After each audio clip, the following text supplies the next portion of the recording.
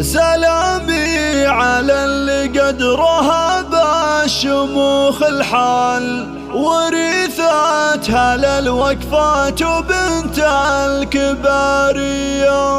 ومن شان بنت العز جبت القصيد العال، ولعيونها نبن البيوت الحماسية.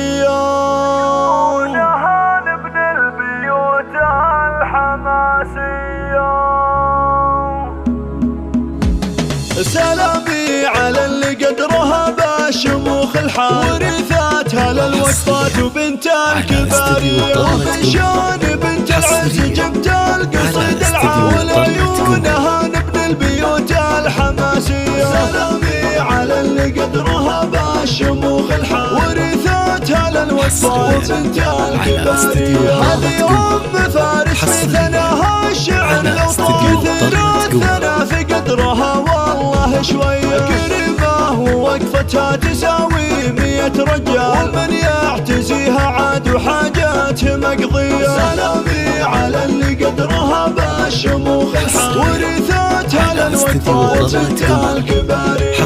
على العز وفارس ترونه جهامة، وهلال وفا والطيب والجود مارية. أصيله وفية تعجز بوصفها الأمثال، كانتها بقلوب المخاليق مبنية. سلامي على اللي قدرها بالشموخ الحال، ورثتها للوقفات وبنت الكبارية. وفارس ولدها وسندها وراس المال، سند لاخته ونعم الكفو حي طارية. وباسمه غلاها وبنتها شيخة الأجيال، عليها الحلا والذوق مياه عالمية. سلامي على اللي قدرها بالشموخ الحال، ورثتها للوقفات وبنت الكبارية. ويا بنت أحمد طيب الفال والمنزال، كريم وطويل ذراع وتشهدها قوية. من أمك ورثت العز والفخر وطيب الفال، تهلي المرجع الفعول